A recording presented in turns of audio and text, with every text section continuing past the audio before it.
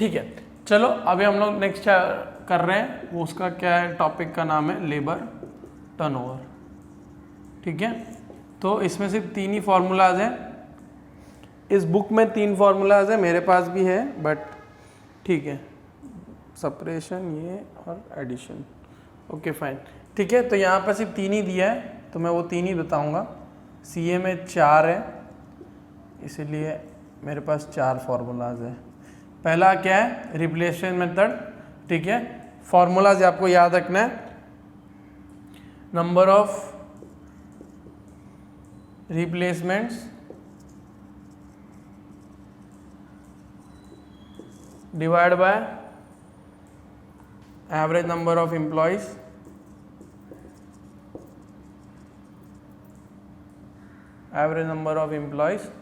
Multiplied by 100। ठीक है, ये सब परसेंटेज फॉर्म में आने वाला है, इसलिए मल्टीप्लाइड बाय 100 किया है। सेकेंड है सेपरेशन मेथड,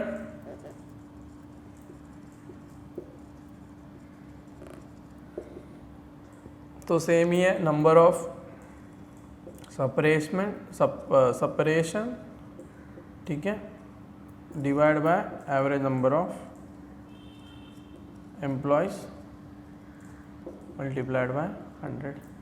ओके, और थर्ड है इसका कॉम्बिनेशन, उसको बोलते हैं फ्लक्स मेथड।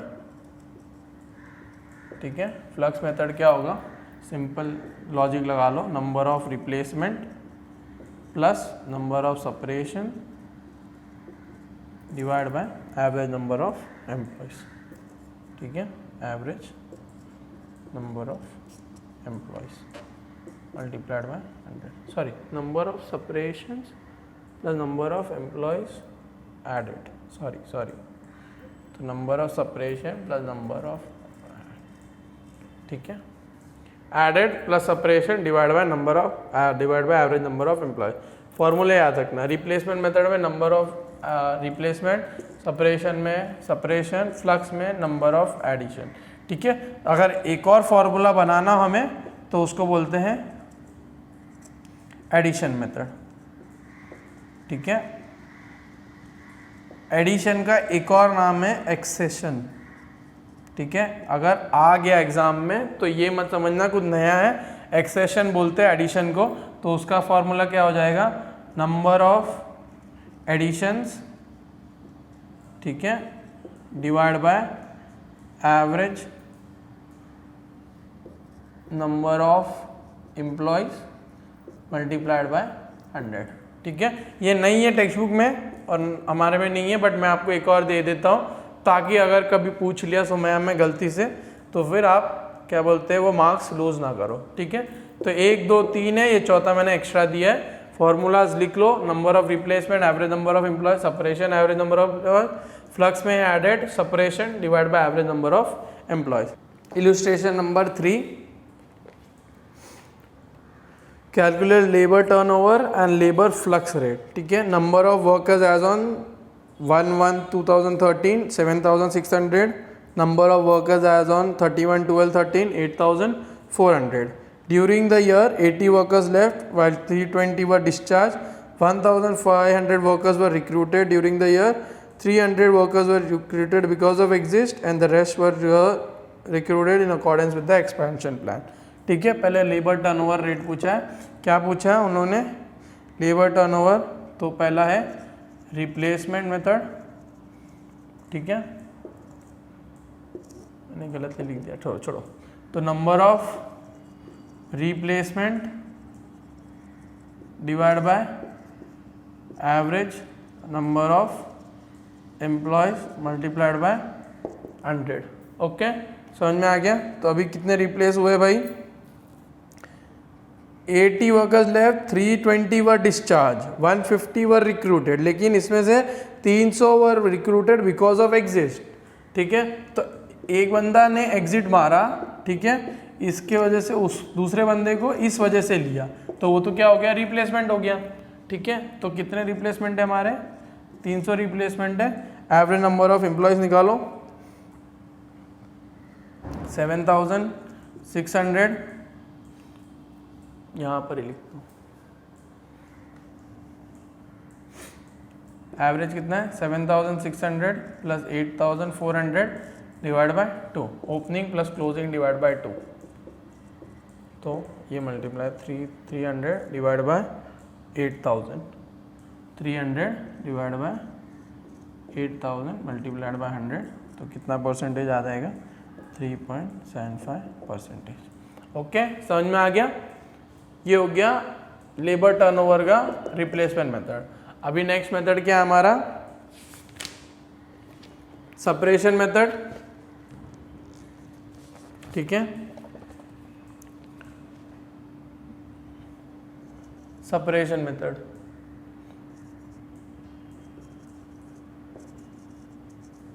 तो क्या है हमारा, नंबर ऑफ सेपरेशंस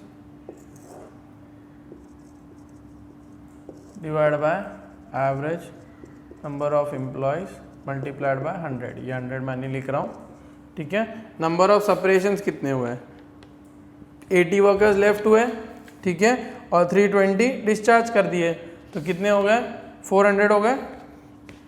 तो आप लिख सकते हो 80 लेफ्ट हुए, सेपरेट कितने हुए, कंपनी से बाहर कितने गए, 80 पहले गए, उसके बाद में 320 को हम लोगों ने फेंक दिया बाहर, ठीक है। तो उसके बाद में 80 प्लस 20 और एवरेज कितना हमारा 8000 मल्टीप्लाइड बाय 100। इसको सॉल्व करो, 400 divide by 8000 multiplied by 100 is equal to 5%। Okay, समझ में आ गया ये वाला। और लास्ट में क्या है, फ्लक्स मेथड। फ्लक्स मेथड यहाँ पर ही लिख देता हूँ मैं, flux method is equal to number of separations plus number of additions divide by average number of employees multiplied by 100। ये हम लोगों ने फॉर्मूला लिखा हुआ है। नंबर ऑफ सेपरेशंस कितने हुए हमारे 400, तो 400 यहाँ पे लिख दो। एडिशन कितने किए भाई, एडिशन कितने किए बताओ, 1000 वर्कर्स 500 वर्कर्स वर रिक्रूटेड, सिंपल। तो 1500 और एवरेज नंबर ऑफ एम्प्लॉयज हमारा 8000 ही है, ठीक है, multiplied by 100 is equal to 1900 divide by 8000 कितना होगा 23.75%। ओके, ठीक है। तो लेबर टर्नओवर में एक रिप्लेसमेंट मेथड और एक सेपरेशन मेथड, और ये दूसरा अलग है, ये फ्लक्स मेथड बोलते हैं इसको, ठीक है। समझ में आ गया, इतना ही है, यही पूछेंगे एग्जाम में, और इसके ही मार्क्स है, मेरे को लगता है 5 मार्क्स मिलेंगे इसके मेरे हिसाब से। चलो, ये हो गया हमारा लेबर टर्नओवर। ओके, अभी हम लोग करेंगे अलग अलग लोगों ने जो भी सिस्टम दिया है, वेज क्या बोलते हैं, लेबर को किस तरह से हमको वेज देना है, ठीक है। लेबर वेजेस के लिए जो भी सिस्टम है वो हम लोग एक एक करके सॉल्व करेंगे, धीरे धीरे करके, ठीक है, हर एक इंसान का। और डायरेक्टली मैं सम करूँगा, क्योंकि 2-3 तो क्या बोलते हैं सिस्टम्स है, वो उसका कोई रेलेवेंस नहीं है, बट सम दिया हुआ है इसलिए मैं कर रहा हूँ। तो हम लोग इलस्ट्रेशन 5 करेंगे, ठीक है। मेरी बुक देख लो, येलो वाली बुक है, येलो नहीं सॉरी, जो भी कलर है ये स्किन कलर है, तो ये बुक में इलस्ट्रेशन नंबर 5 है, बाकी सबका अलग अलग हो सकता है। एक और बात, लिंक में मैंने टेलीग्राम का चैनल दिया हुआ है, टेलीग्राम लिंक दी हुई है, सॉरी डिस्क्रिप्शन में मैंने टेलीग्राम की लिंक दी हुई है, ठीक है। वहाँ पर सब लोग ऐड हो जाओ, ताकि अगर आपको किसी भी डाउट हो ये सब सम्स में तो आप पूछ सकते हो, क्योंकि मैं हमेशा रहूँगा नहीं, लेकिन हमारे फ्रेंड्स रहेंगे, तो वो फ्रेंड्स को आप पूछ सकते हो और आप अपना डाउट सॉल्व कर सकते हो, ठीक है। पहला हम लोग चालू करेंगे टेलर्स डिफरेंशियल रेट सिस्टम, ठीक है।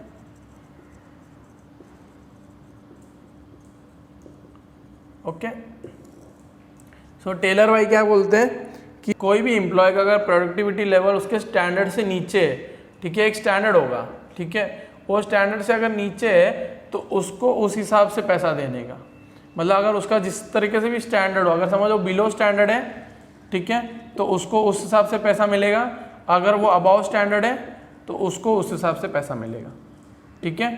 तो ये उस क्या बोला टेलर भाई ने बोला कि अगर बिलो स्टैंडर्ड है तो उस हिसाब से पैसा दो, और अबाव स्टैंडर्ड है तो उस हिसाब से पैसा दो। ठीक है। तो टेलर डिफरेंशियल रेट सिस्टम, हम लोग उसका सम सॉल्व करते हैं तो आपको समझ में भी आ जाएगा कि क्या बोल रहा है भाई टेलर। और ये इतना इम्पोर्टेंट नहीं है मेरे लेबर में, हाल्से और रोवन का सबसे इम्पोर्टेंट है, उसके बाद में जो भी है वो सब स्ट्रेट पीस रेट मेथड वो सब इम्पोर्टेंट है, ठीक है। तो इलस्ट्रेशन नंबर 5 पूछा है, from the following particulars calculate the earnings of worker X and Y for a day under a straight piece rate system and Taylor's differential piece rate system, ठीक है। स्टैंडर्ड प्रोडक्शन क्या दिया है, 10 unit per day का, okay. Normal time क्या है, ₹5 per hour, मतलब 1 घंटे का 5 रुपया मिलता है, ठीक है। डिफरेंशियल्स टू बी अप्लाइड 80% अगर वो स्टैंडर्ड से नीचे, और 120% अगर वो स्टैंडर्ड से ऊपर है, ठीक है। आवर्स ऑफ द डे, एक दिन में कितने घंटे, 8, और एक्स का आउटपुट कितना है 75 यूनिट्स, और वाई का आउटपुट कितना है 100 यूनिट्स, ठीक है। पहला क्या पूछा हमें, straight piece rate system, straight piece rate system, okay. Sorry, ये पर डे नहीं होगा मेरे हिसाब से, ये 10 यूनिट्स पर आवर होगा, क्वेश्चन गलत है, ये 10 यूनिट्स क्या होगा, पर आवर होगा, ओके। तो स्ट्रेट पीस रेट सिस्टम क्या है, पीस रेट सिस्टम फाइंड करना है, मतलब हर एक पीस का कितना होगा, मतलब एक पीस बनाने का कितना रुपया लगता है, ठीक है। पहली बात, 1 घंटे में कितना रुपया लगेगा, कितना रुपया मिलेगा हमें, 5 रुपया मिलेगा, ठीक है। तो 1 घंटे में कितने यूनिट बन रहे हैं, 10 यूनिट बन रहे हैं, ठीक है। तो 1 यूनिट की वैल्यू कितनी है हमारी, 1 यूनिट की वैल्यू कितनी हो गई, 0.5, समझ में आ गया, मतलब अगर 1 यूनिट की वैल्यू कितनी है, 5 रुपये की 1 यूनिट की वैल्यू है, ठीक है। तो अगर तुम 10 बना रहे हो तो तुम्हें 5 रुपया मिल रहा है, ओके। तो अभी x का निकालो, x और y का निकालो, सिंपल। x ने कितना बनाया 75, y ने कितना बनाया 100, तो 1 यूनिट बनाने का कितना रुपया है, 5 पैसा, 50 पैसा, तो मल्टीप्लाई बाय 50 पैसा, ओके। तो इसका आंसर क्या आ जाएगा 37.5, और 100 का आ जाएगा 50, ओके। ये हो गया straight piece rate system. Piece rate system का मतलब क्या हुआ, पर पीस मुझे कितना मिल रहा है, ठीक है, मिलता है, ओके। अभी टेलर्स डिफरेंशियल सिस्टम करते हैं,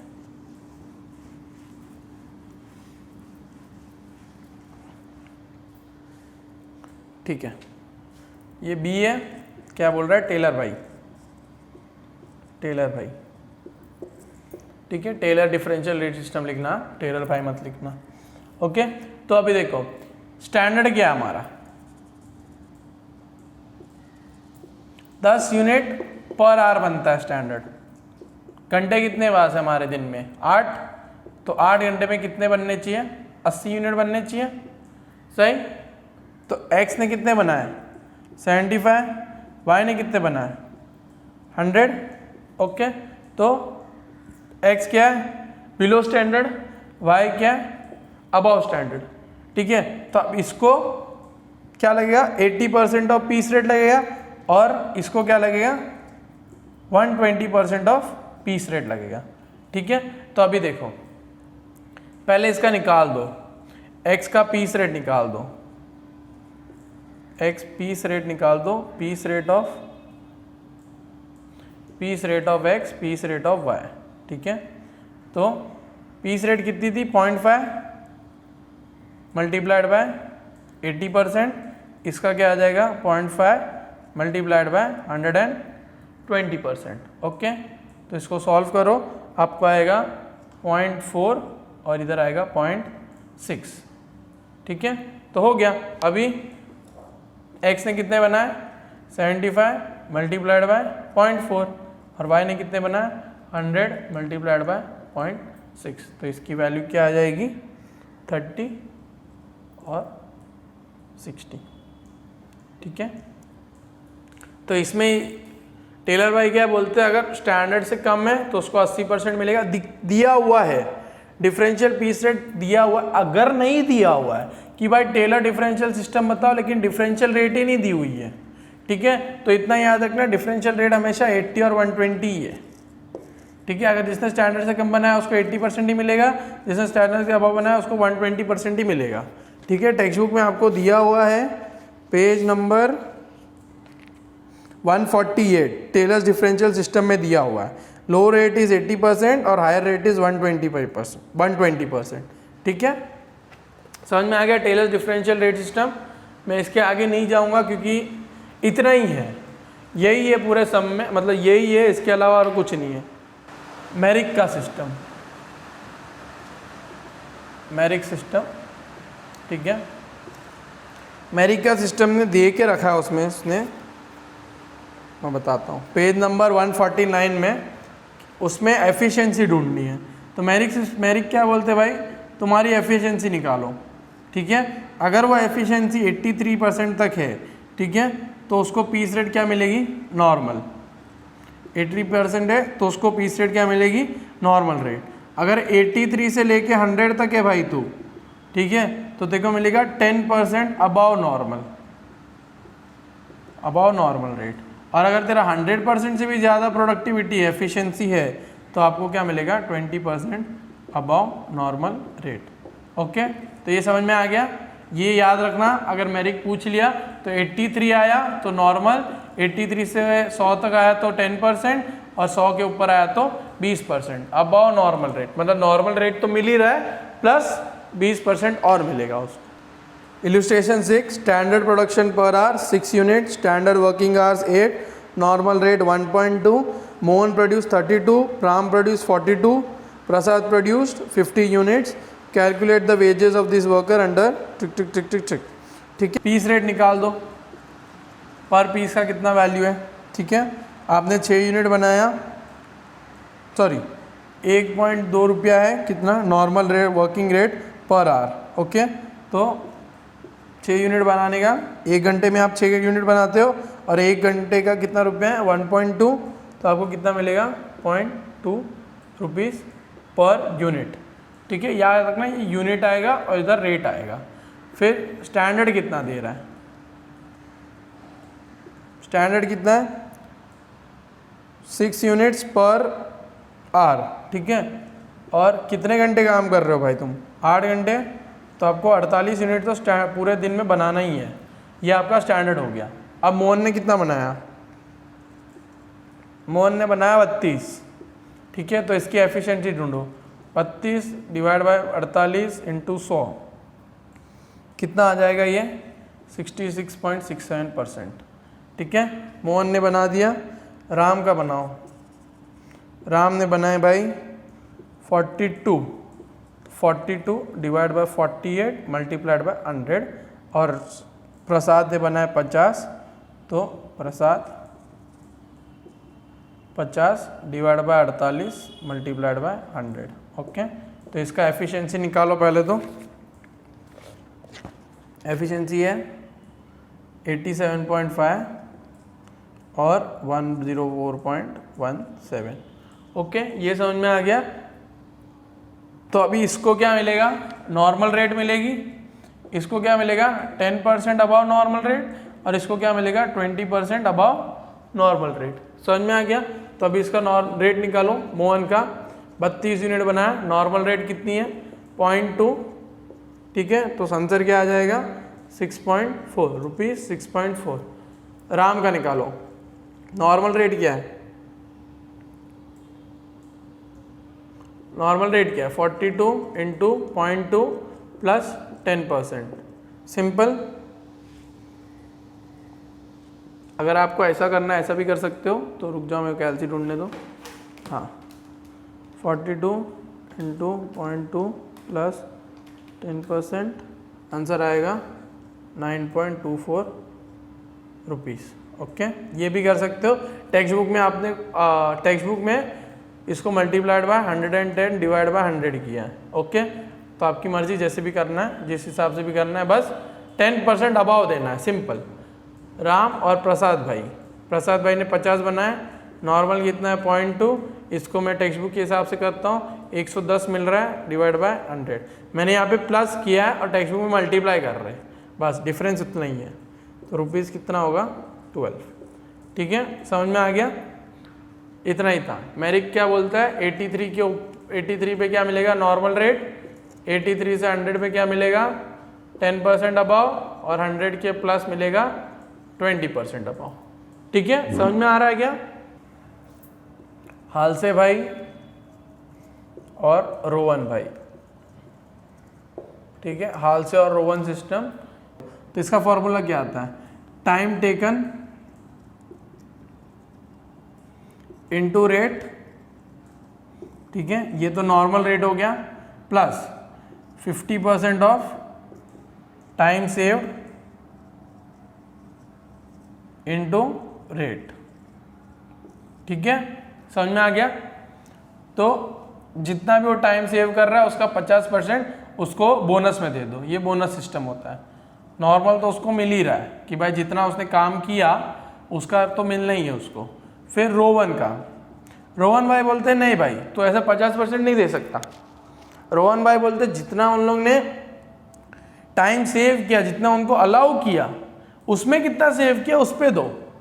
ठीक है, तो पहले तो ये सेम ही है, टाइम टेकन इनटू रेट। ठीक है,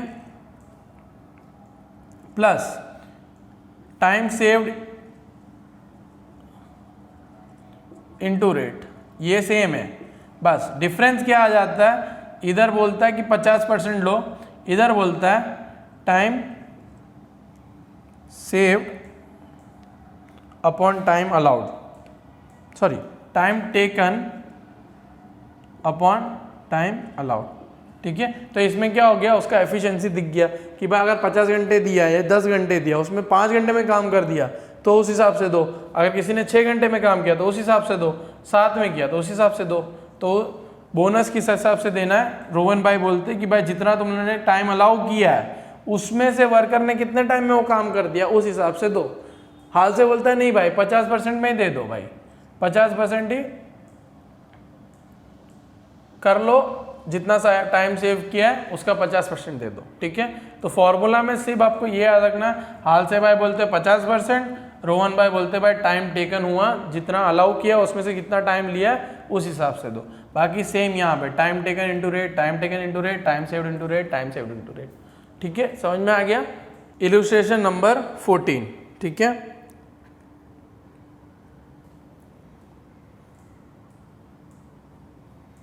थर्टीन बाद में करते, टफ है, 14 करते पहले। Okay, calculate the earnings of a worker under Halsey plan and Rowan plan.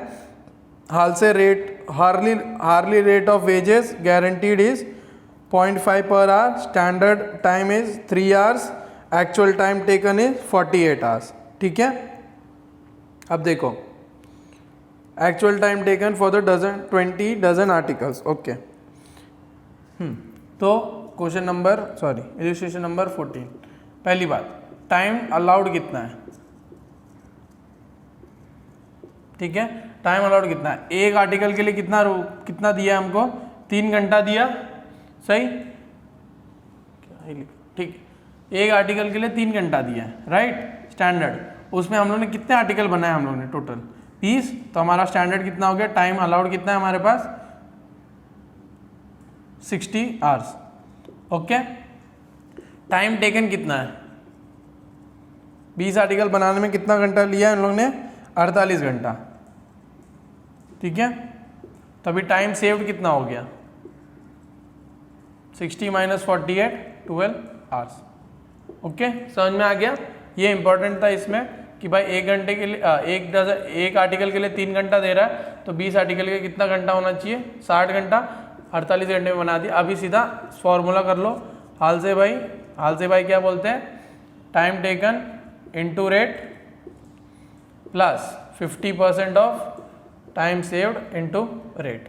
ठीक है, टाइम टेकन कितना है 48, रेट कितना दिया है 0.5, ठीक है, प्लस 50% ऑफ टाइम सेव्ड कितना है 12 घंटा, इंटू रेट 0.5, ठीक है। सॉल्व करो इसको, आएगा 24 + 3 = 27, ठीक है। समझ में आ गया, हाल से बाई का हो गया। अब रोवन बाई के पास जाओ। रोवन बाई क्या बोलते हैं, टाइम टेकन इनटू रेट, लेकिन plus time taken upon time allowed into time saved into rate, ठीक है। समझ में आ रहा है, तो इसका तो 24 ही होगा, आपको लिखना है, प्रॉपरली लिखना है, लेकिन मैं अभी इधर टाइम सेव करने के लिए यहाँ पे डायरेक्टली लिख रहा हूँ। अब इसका क्या आएगा, 48 / 60 इंटू यही सेम आएगा 12 × 0.5, ओके। समझ में आ रहा है आपको, तो आंसर आएगा 24 + 4.8, तो = 28.8, ओके। इसको डिवाइड करो, इसको इससे मल्टीप्लाई करो, फिर प्लस क्या आएगा आंसर 4.8। समझ में आ गया, हालसे बाई और रोवन बाई। Next, a worker produces 200 units in a week's time, the guaranteed, ये इलस्ट्रेशन नंबर 13 है, guaranteed weekly wage payment is 45 for 45 hours is 81, ठीक है। The expected time to produce 1 unit is 15 minutes, ठीक है, which is raised further by 20% under the incentive scheme. तो मतलब 1 unit बनाने के लिए कितना लग रहा है, 15 मिनट लग रहे हैं, ठीक है। 1 यूनिट बनाने को कितना लग रहा है, 15 मिनट, लेकिन इंसेंटिव स्कीम में क्या बोल रहा है वो, 20% और ऐड हो जाएगा, तो 15 + 20% कितना मिनट हो जाते हैं, 18 मिनट्स हो जाते हैं, ओके। समझ में आ गया। तो अभी ये हो गया, आगे पढ़ते हैं। What will be the earnings per hour under Halsey 50% sharing दिया हुआ है एंड रोवन बोनस स्कीम, ठीक है। तो पहले टाइम अलाउड कितना है अपने पास, टाइम अलाउड, ठीक है, टीए लिख रहा हूँ शॉर्ट फॉर्म में, ठीक है। कितना यूनिट है अपने पास, 200 यूनिट, ठीक है। 1 यूनिट बनाने को कितना मिनट मिल रहे हैं, 18 मिनट्स, ठीक है। पूरे 1 घंटे में 60 मिनट होते हैं, ठीक है। आर्ली रेट ढूंढना है, क्योंकि हमें आर्ली रेट ही दिया हुआ है, ओके। आर में हमको रेट दिया हुआ है ना, मिनट्स में थोड़ी ना दिया हुआ है, इसलिए multiplied by 18 minute divide by 60 minute, ये आर्ली मिल जाएगा, कितने मिले, 60 आवर्स, ओके। टाइम टेकन कितना है, 45 आवर्स,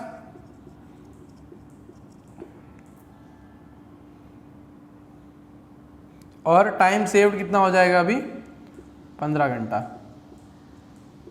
सही हो गया। यहां पर बस एक और बना दो, पीस रेट 45 रुपीज बना, सॉरी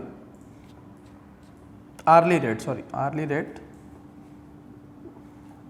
आर्ली रेट कितना है वो फाइंड कर लो। तो आर्ली रेट 81 रुपीज़ है 45 घंटे का, ठीक है। तो 1 घंटे का कितना हो जाएगा, 1.8, ओके। ये मैं लिख देता हूँ, इसमें सब बुक में नहीं दिया है, बुक में डायरेक्टली दे दिया है, ओके। तो ये हो गया। इसके बाद में अभी आगे करो सेम, हालसे भाई और रोहन भाई।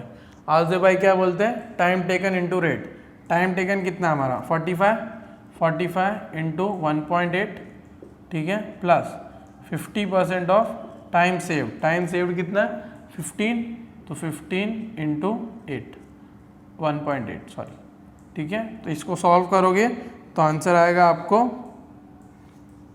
2.10, सॉरी इसमें आएगा 94.5, ठीक है। और रोहन भाई को बोलते हैं, रोहन भाई के पास जाते हैं, रोहन भाई का सेम ही आएगा 45 into 1.8 plus time taken upon time allowed into 15 into 1.8, okay. तो इसका आंसर क्या आ जाएगा 101.25, ओके। उसके बाद में क्या बोला है, what will be the earnings per our, ठीक है। तो अर्निंग्स पर आवर आपका अगर वहाँ पर भी लिखना है तो लिख सकते हो, डिवाइड बाय कितने आवर का काम किया हम लोग ने 45 और इसमें भी होगा 45। तो अर्निंग्स 1 घंटे का कितना रुपया मिला हमको 2.10 रुपया, ठीक है। और यहाँ पे कितना रुपया मिला हमको 2.25 रुपया। ओके, समझ में आ गया। तो यहाँ पर ये इंपॉर्टेंट था क्योंकि यहाँ पे अपने को मिनट्स में दिया हुआ है, हमें हमेशा किस में कन्वर्ट करना है, उसको आर्ली में कन्वर्ट करना है, ठीक है। और एक और दिया था 15 में से प्लस 20% और हम लोग को टाइम मिल रहा है, ये पूरे सम में इतना ही था बस, बाकी कुछ था नहीं। और इसमें आर्ली रेट भी नहीं दिया हुआ था। तो ये 3 चीज़ थी ये सम में, बाकी तो कुछ सेम टू सेम था। इलस्ट्रेशन नंबर 18, ठीक है, question number 18। Okay, the standard time allowed for completing a job is 80 hours. तो टाइम अलाउड कितना दिया है 80, ठीक है। Wage payment is ₹5। Actual time taken is 60 hours. Calculate the total wages on the worker, time rate, piece rate, Halsey, Rowan, ठीक है। और time saved कितना हो जाएगा अभी 20। वेज रेट कितना दिया है ₹, आर्ली दिया है तो हर घंटे का कितना मिलेगा 5, ठीक है। पहले टाइम रेट, ठीक है, टाइम रेट कितना है 60 घंटे का काम किया है, 1 घंटे का 5 रुपया, कितना हो जाएगा 300, ठीक है। पीस वेज, पीस रेट, अब देखो यहाँ पर हमें आउटपुट नहीं दिया है, ठीक है। ये सब में पीस रेट का मतलब क्या होता है कितना बनाया उसने, ठीक है। यहाँ पर आउटपुट नहीं दिया है इसलिए हम लोग स्टैंडर्ड रेट ही ले रहे हैं, मतलब उसने क्या बोलते हैं जितना भी आउटपुट बनाया उसने, हम लोग अज्यूम कर रहे हैं कि उसने जितने आउटपुट बनाया ये इतने घंटे में बना है, ठीक है। तो यहाँ पर पीस रेट कितना घंटे का हो जाएगा 80 आवर्स का हो जाएगा। 80 × 5 कितना हो गया 400। ये इंपॉर्टेंट था, ठीक है, क्योंकि यहाँ पे आउटपुट नहीं दिया है। ओके, तो उसके बाद में हाल से भाई ने बोल दिया है, ख़त्म बात है।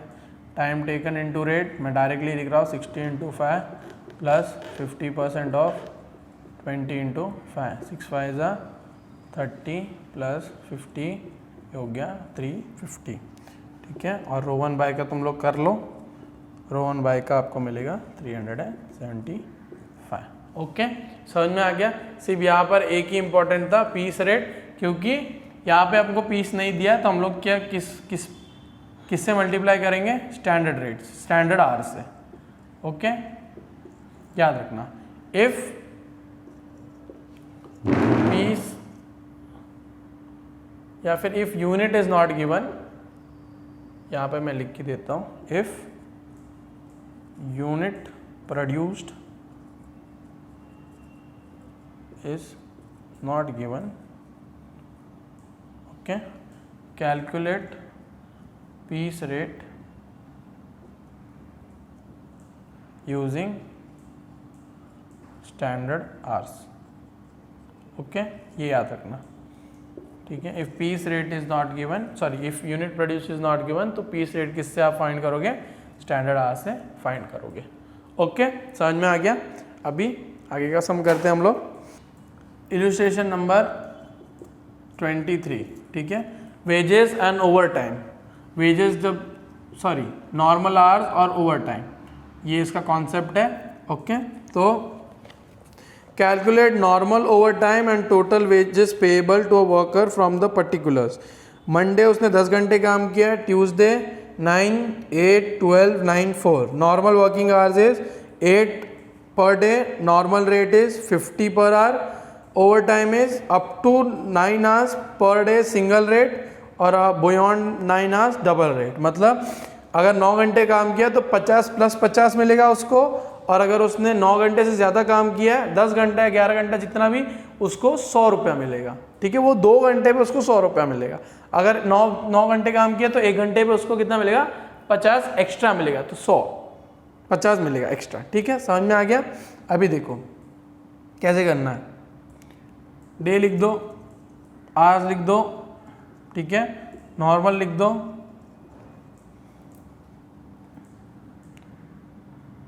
नॉर्मल लिख दिया, ओवर टाइम लिख दो, ठीक है। ओवर टाइम में क्या आएगा, सिंगल रेट, इसमें आएगा डबल रेट। ओके, ठीक है, समझ में आ गया। तो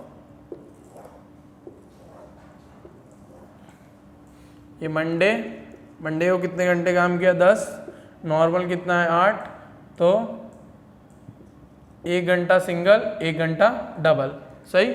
8 घंटे उसका नॉर्मल है, अप टू 9 उसको सिंगल रेट मिलेगा और 9 के ऊपर उसको 1 और घंटा। तो ये हो गया मंडे का। ट्यूसडे का 9 घंटे काम किया है, 8 नॉर्मल, 1 घंटा इधर, इधर नील बट्टे सन्नाटा। वेडनेसडे का 8 इधर कुछ नहीं मिलेगा भाई को, इधर है 12, तो इधर क्या आएगा 8, इधर आएगा 1, इधर आएगा 3। समझ में आ गया, 9 तक आ गया, 10 11 12, 3 हो गया। फिर आएगा 9, इधर आएगा 8, इधर आएगा 1, इधर आएगा नील बट्टे सन्नाटा। और सैटरडे को 4 घंटा, तो 4 इधर आएगा, उसका नील बट्टे सन्नाटा। ठीक है, समझ में आ गया। अभी इसको आवर्स कितने हो गए, 8 8 8 8 40 44, ठीक है। यहाँ पर हो गए 1 2 3 4 और यहाँ पर भी हो गए 4, ठीक है। दिख रहा नहीं है, सॉरी। ओके, तो समझ में आ गया, 1 2 3 4 और यहाँ पे 4 दिख रहा नहीं है, ठीक है, छोड़ दो। उसके बाद में अभी यहाँ पर मैं कंटिन्यू कर रहा हूँ इसको, तो 44 यहाँ पर आ गया, 4 यहाँ पर आ गया, 4 यहाँ पर आ गया। ये नॉर्मल है, ये सिंगल रेट है, ये डबल रेट है, ठीक है। रेट कितना है हमारा, यहाँ पे हो जाएगा 50, सही। और 50 उसको सिंगल रेट मिल रहा है और यहाँ पे उसको डबल रेट मिल रहा है, तो 100 हो गया, सही। अब इसको मल्टीप्लाई करो तो ये हो जाएगा 2200, ये हो जाएगा 200 और ये हो जाएगा 400। तो टोटल कितना हो जाता है उसका, टोटल वेजेस क्या हो जाता है, 2200 प्लस 200 प्लस 400, कितना आ जाएगा 2800। ठीक है, समझ में आ गया पूरा सम। इलस्ट्रेशन नंबर 2 बोला है, तो इसमें क्या बोला है, X an employee of ABC gets the following emoluments and benefits: basic pay 1000 per month, dearness allowance 200 per month, bonus is 20% of salary and DA, other allowance is 250 per month, employees contribution to PF is 10% of salary and DA. X works for 24 hours per annum, out of which 400 hours are non-productive and treated as normal idle time. You are required to find out the effectively hourly cost of employee. ठीक है, तो पहले हम लोग पूरा cost निकाल देते हैं, क्या बता कितना होता है उसका पूरा कॉस्ट। ओके, सो पर्टिकुलर्स, ठीक है। आप यहाँ पे डायरेक्टली लिख सकते हो अमाउंट, ओके, अमाउंट लिख सकते हो, ईयरली लिख सकते हो, आपकी मर्जी, ओके।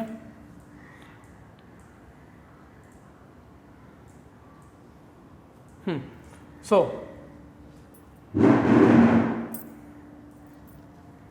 पहला क्या है हमारा, बेसिक पे। बेसिक पे कितना दिया हुआ है, 1000 पर मंथ, एक महीने का 1000, तो पूरे साल का कितना होगा 12000 रुपया, ओके। सेकेंड क्या है, dearness allowance DA 200 for per month divide by 12, 12 2 24, तो 2400, ओके। समझ में आ रहा है आपको, इजी है। बोनस कर लेते हैं, बोनस क्या है, 20% of salary plus DA। Salary कितना अपना 12000, DA कितना है 2400, तो 12000 प्लस 2400, 1400 का बोनस निकालो तो कितना होगा 2880 रुपया, ठीक है। कैलकुलेट करो तो वही आंसर आएगा। फिर क्या है, other allowances 250 per month other allowances 250 पर महीने का, 12 महीने का, मल्टीप्लाई करो कितना आएगा 3000 रुपया। ओके, और एम्प्लॉयज़ कॉन्ट्रीब्यूशन टू पीएफ, ठीक है, ये क्या हो जाएगा, ये कितना होगा 10% ऑफ सैलरी एंड डीए, ठीक है। तो 10% ऑफ सैलरी एंड डीए 1440 होगा। फिर करके दिखा देता हूँ। सो दिस इज 12,000, ठीक है, प्लस 2400 उसका 10%, ठीक है, 1440 रुपया। ओके, समझ में आ रहा है अभी आपको? अब क्या, इसको टोटल मारो, टोटल मारो, टोटल क्या हो जाएगी 21,720 रुपया, ठीक है। लेकिन अब इसने क्या बोला है, इफेक्टिव आवर्ली कॉस्ट निकालनी। पहली बात तो एक्चुअल एनुअल क्या है, एनुअल वर्किंग आवर्स क्या है, x works for 24 hours, 24,000 hours, ठीक है। तो एनुअल कितनी है 2400, ठीक है, एनुअल वर्किंग आवर्स। ओके, ये लिखना। उसके बाद में क्या बोला है उसने कि उसमें से 400 तो नॉन प्रोडक्टिव है, लेकिन उसको क्या बोला है, are treated as normal idle time. तो हम लोग नॉर्मल आइडल टाइम इसमें से माइनस कर लेंगे। भाई ये नॉन प्रोडक्टिव है, ठीक है, इसमें कुछ हुआ ही नहीं, उसने कुछ काम ही नहीं किया, तो ये 400 माइनस हो जाएगा। अब आ जाएगा हमारा इफेक्टिव आवर्स, ये हो गए हमारे इफेक्टिव आवर्स। तो इफेक्टिव आवर्स कितना होगा 2000, ठीक है। तो अभी उसमें क्या पूछा है, इफेक्टिव आवर्ली कॉस्ट, ठीक है। तो इफेक्टिव आवर्ली कॉस्ट, ठीक है। तो पूरे कितना उसका अमाउंट 21,720 उसको मिल रहा है। कितने घंटे काम किया उसने, बंदे ने इफेक्टिव काम क्या किया 2000 घंटे का, ठीक है। तो इफेक्टिव आवर्ली कॉस्ट कितना हो जाएगा ₹10.86, मतलब 1 घंटे में उसने 10 रुपया 86 पैसा कमाया। ओके, समझ में आ गया? ये मैंने इसलिए बताया इस नॉर्मल आइडल टाइम की वजह से, ठीक है। तो अगर आपको एक्चुअल वर्किंग आवर्स दिए उसमें से आपको नॉर्मल आइडल टाइम निकालना है, क्योंकि वो क्या होता है, नॉन प्रोडक्टिव होता है, ठीक है। समझ में आ गया? अभी हम लोग करेंगे लेबर का अर्निंग्स एंड कॉस्ट, मतलब स्टेटमेंट ऑफ लेबर करना है, ठीक है। जो भी हम लोगों ने मेथड सिस्टम सीख लिया अभी पूरे के पूरे, अब क्या अभी सेकंड कॉन्सेप्ट क्या है हमारा, स्टेटमेंट ऑफ लेबर। ओके, ठीक है, समझ में आ गया? तो स्टेटमेंट ऑफ लेबर के लिए हम लोग, मैं इसलिए, और ये सबसे इंपॉर्टेंट है क्योंकि यहाँ पर एक ट्रिकी है, थोड़ा इजी है बट बहुत ट्रिकी है, ठीक है। तो मैं आपको सम नंबर बताता हूँ। सम नंबर है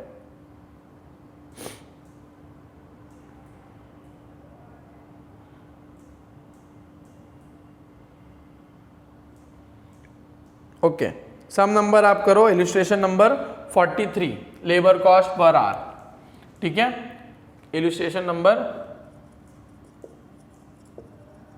43, ठीक है।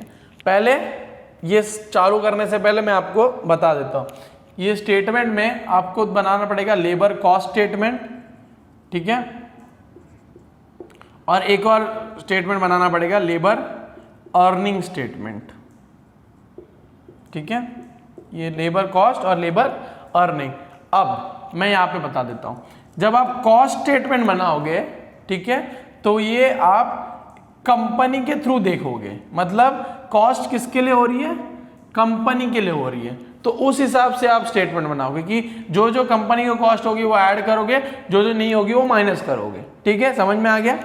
जब आप अर्निंग्स बना रहे हो तब आप किसके लिए बनाओगे, एम्प्लॉय की तरफ से बनाओगे, ठीक है। तो जो जो पैसा उसको आ रहा है वो आप ऐड करोगे, जो जो पैसा वो कंट्रीब्यूट कर रहा है वो आप माइनस करोगे।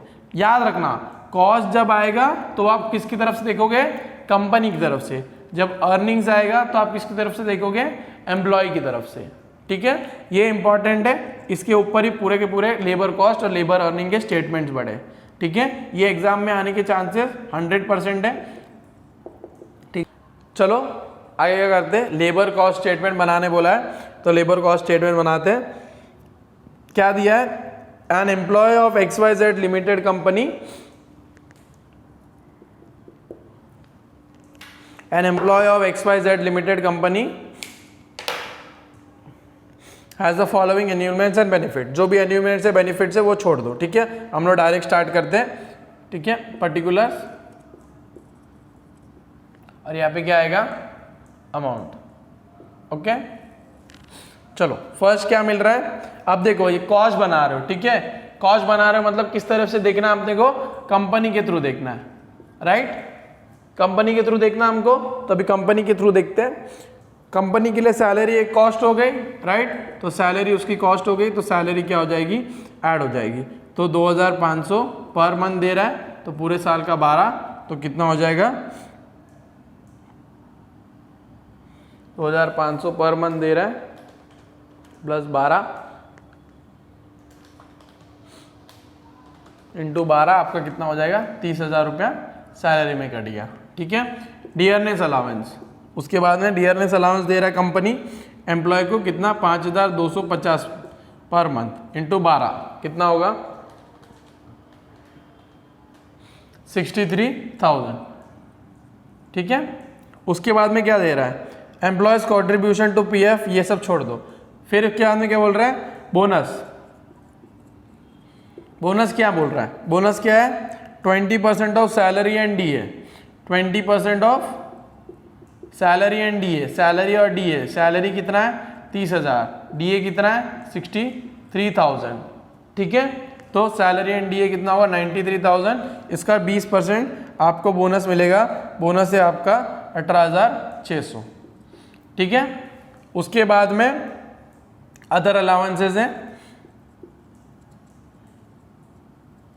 अदर अलाउंसेस आपको कितना है 27,250 पर एनम।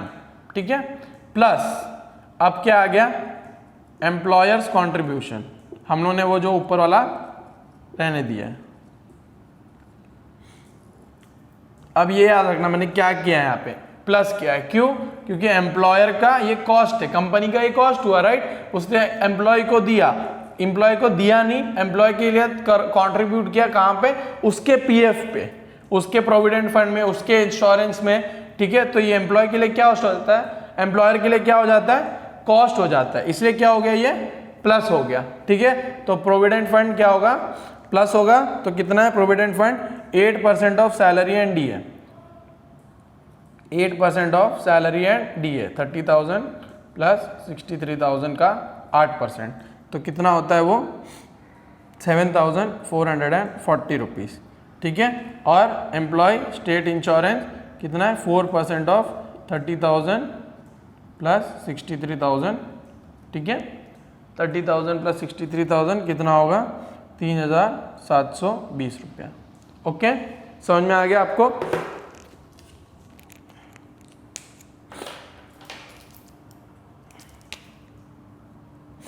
ओके, ये हो गया। अब देखो हो गया ये पूरा, अब टोटल निकालो। ठीक है, टोटल कितना होगा, 1,50,000, 1,50,000 10 रुपया। ठीक है, ये क्या हो गया, टोटल लेबर कॉस्ट मिल गया। अब लास्ट वर्ड देखो, ए वर्क्स फॉर 2,400 आवर्स, ए कितना काम करता है 2,400 घंटे का, ये क्या हो गया नॉर्मल वर्किंग आवर्स। ठीक है, out of which 400 are non productive, उसमें से नॉन प्रोडक्टिव कितने भाई 400, तो उसने नॉन प्रोडक्टिव मतलब कुछ उसमें काम ही नहीं किया, तो इफेक्टिव काम कितना किया उसने, इफेक्टिव काम कितना कर रहा है वो 2,000 घंटे का। समझ में आ गया ये लॉजिक क्या है। हम लोग को क्वेश्चन में क्या पूछा है लास्ट में, इफेक्टिव आर्ली कॉस्ट ऑफ ए निकालना है, तो इफेक्टिव आर्ली कॉस्ट कैसे होगा, 2,400 तो नॉर्मल है, बाकी जो नॉन प्रोडक्टिव उसको माइनस करो तो आपको क्या मिल जाएगा, इफेक्टिव आर्ली कॉस्ट। तो ये मैंने यहाँ पे कर लिया, आपको यहाँ पे करना है तो कर सकते हो, डिवाइड बाय इफेक्टिव आवर्स आप लिखोगे डिवाइड बाय इफेक्टिव आवर्स, कितना आएगा 2000, ठीक है। तो ये आपको टोटल आ जाएगा, effective hourly cost is 75.01 per hour, ठीक है। समझ में आ गया, 75.01 पर आवर। इसमें इंपॉर्टेंट क्या था, मैंने आपको पहले कॉन्सेप्ट बता दिया, लेबर कॉस्ट है, कॉस्ट मतलब आपको कंपनी की तरफ से देखना है, ठीक है। तो कंपनी की तरफ से ये कॉस्ट है, ये कॉस्ट है, ये कॉस्ट है, ये भी कॉस्ट है, ये भी कॉस्ट है, ठीक है। और लास्ट में आपको क्या निकालना था, इफेक्टिव आवर्स निकालने थे, वो आपने निकाल दिए, ठीक है। Illustration number 48, earning 2 workers cost 3 jobs, ठीक है। तो उसमें calculate A and B, XYZ वो लोग जॉब कर रहे हैं, ठीक है। बेसिक वेजेस दिया है, सब कुछ दिया है, सब कुछ दिया है, ठीक है। हमको क्या बोला है, अर्निंग्स भी निकालनी है और कॉस्ट भी निकालनी है। तो पहले हम लोग लेबर कॉस्ट शीट बनाते हैं, ठीक है। लेबर का कॉस्ट शीट ए और बी, ठीक है। ये 2 लेबर है हमारे, उसके पर्टिकुलर्स, ठीक है। अब पहले बात, पहले कॉस्ट मतलब कंपनी के लिए कॉस्ट, राइट। तो बेसिक वेजेस आएगा, राइट। बेसिक वेजेस कंपनी के लिए कॉस्ट हो गया, तो वो 100 इसका है और 160 इसका है। फिर सेकंड क्या आएगी, डियरनेस अलावेंस। डियरनेस अलावेंस कितना है, 50% ऑफ इसका, तो 50 इसका और 80 इसका, ये 160 है, ठीक है। Contribution to provident fund 8% of basic wages. अभी थर्ड क्या आएगा, कंट्रीब्यूशन टू पीएफ, क्योंकि ये कंपनी के लिए क्या हो जाता है, कॉस्ट हो जाता है। तो 8% ऑफ बेसिक वेजेस, तो 8% of 100, what is 8% of 100, this is 8, और इसका 8% ऑफ 100 आता है 12.72, 160 का 8% इज 12.8, ठीक है। नेक्स्ट क्या कंट्रीब्यूशन कर रहा है, employee state insurance, employee state insurance, वो कितना है 2%, ये कितना है 8%, ये कितना है 2%, ठीक है। तो 100 का 2% क्या है 2, और ये कितना होगा 160 का 2% 3.2, ठीक है। उसके बाद में क्या, ओवर टाइम। अब ये याद रखना, कंपनी की तरफ से देखोगे, नहीं चलो ओवर टाइम जब भी देखोगे, ठीक है, एक ओवर टाइम एक अबनॉर्मल है, एक अबनॉर्मल एक्सपेंस है, ठीक है, कंपनी की तरफ से, ठीक है। तो जब भी आप ये कॉस्ट शीट बना रहे हो, तो इसमें आप नॉर्मल एक्सपेंसेस इंक्लूड कर रहे हो, आप कभी भी अबनॉर्मल एक्सपेंसेस इंक्लूड नहीं होता है, ठीक है। अबनॉर्मल कभी भी इंक्लूड नहीं होता है, तो इसलिए यहां पर आप ओवर टाइम इंक्लूड नहीं करोगे, ओवर टाइम इंक्लूड नहीं करोगे। अगर क्वेश्चन में दिया होता कि ओवर टाइम एक नॉर्मल एक्सपेंस है, ओवर टाइम इज नॉर्मल, ठीक है, तो आप यहां पर ओवर टाइम 15 यहां पर ऐड होता, ठीक है। लेकिन क्वेश्चन में कुछ नहीं दिया है कि ओवर टाइम नॉर्मल है कि अब नॉर्मल है, तो अज्यूम्ड है ये कि ओवर टाइम अब नॉर्मल है, ठीक है। तो इसलिए वो क्या होगा, इसमें ऐड नहीं होगा। समझ में आया क्यों ऐड नहीं होता ओवर टाइम कॉस्ट में, क्योंकि वो अब नॉर्मल है, ठीक है। तो इसका टोटल क्या हो गया 150 प्लस 10 160, 160 80 240, 240 प्लस 16 कितना हो गया 256, ठीक है। ये क्या हो गया, labour cost divide by effective hours. Effective hours ढूंढते कि कितना है, इफेक्टिव आवर्स कितना है, normal working hours for the month are 200, overtime कितना दिया है कुछ, तो फिर नॉर्मल वर्किंग आवर्स ही दिया है, कुछ दिया नहीं है अपने को, तो ये इधर से क्या होगा 200 डिवाइड होगा, 200 यहाँ पे डिवाइड होगा, तो फिर लेबर रेट पर आवर कितना होगा, इसको डिवाइड करोगे तो आपका आएगा 0.8 और इसको डिवाइड करोगे तो इसको आएगा 1.28, ठीक है। तो लेबर कॉस्ट में इस सम में हम लोगों ने क्या सीखा, अब नॉर्मल जो एक्सपेंसेस होते हैं जैसे कि ओवर टाइम एक अब नॉर्मल एक्सपेंस होता है, ठीक है, तो वो हमें ऐड नहीं करना है, ठीक है। समझ में आ गया, लेबर कॉस्ट बन गया। अब लेबर रेवेन्यू बनाते हैं। लेबर कॉस्ट तो आपको पता था क्या क्या है, देखो यहाँ पर आपने इसको ऐड किया क्योंकि ये कॉस्ट है कंपनी के लिए, ये कॉस्ट है कंपनी के लिए। अब मैं बताता हूँ डिफरेंस क्या होता है लेबर कॉस्ट और लेबर अर्निंग्स में, ठीक है।